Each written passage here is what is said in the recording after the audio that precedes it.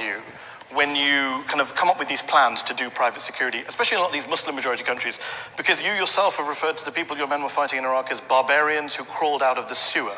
You say in your memoir, these were the chanting barbarians American troops had been sent to liberate? Sure. If people that think it's okay to drive a car bomb into the middle of a square, into the middle of a marketplace, while to attempt to kill an American, and in doing so, they kill dozens and dozens of civilians, absolutely that's barbaric. Which is true. I think if you refer to terrorists, you call them whatever you want. But you said these were the chanting barbarians American troops had been sent to liberate. You weren't sent to liberate terrorists. Sounds like you're talking about Iraqis. Sir, look, your words from your memoir. The decision of Iraq. Please. The U.S. decision to go to liberate Iraq from Saddam Hussein, who did a lot more horrid things than we can even speak of here, that was certainly the intent. I certainly had no role in that policy decision. Okay, but you don't believe Iraqis are barbarians, obviously. No, but I believe that terrorists that crank off car bombs into city squares certainly are. Okay. So Afghanistan been in war since 2001 and fighting 20 international terrorist groups. Since 2014, the Afghan National Security Forces have been doing this by themselves. So how do you justify that you will get a contract and go and do the war in Afghanistan, given that you're making money out of this business and you'll ever want to conclude this business there?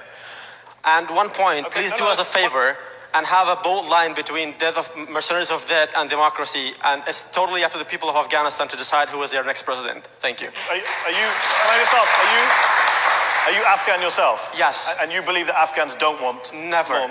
Like, that's definitely never. Okay, but deal with the first question about, you have a self-interest in perpetuating the conflict because you get paid. Here's the thing.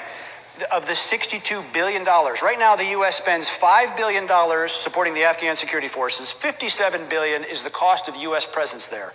That's going away, okay? The support for the Afghan security forces, the airlift, the medevac, which is wholly inadequate right now because Afghan soldiers are dying at a rate of 30 and 40 per day.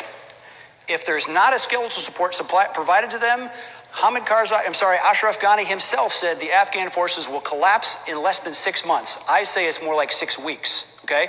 So there has to be some kind of capability to keep the Afghan security forces upright and able to function so that Afghanistan can actually have a free election and they should be totally free to choose their next leader. I agree. Eric, let me ask you this. Despite all the things you and Blackwater have been accused of, some of which we've discussed tonight, but there's so much more, you said in 2007, quote, "I sleep the sleep of the just. I'm not feeling guilty." Just wondering, is that still the case today? You still have no regrets, no guilt, no ruined sleep at all over all those innocent lives taken by Blackwater employees? None?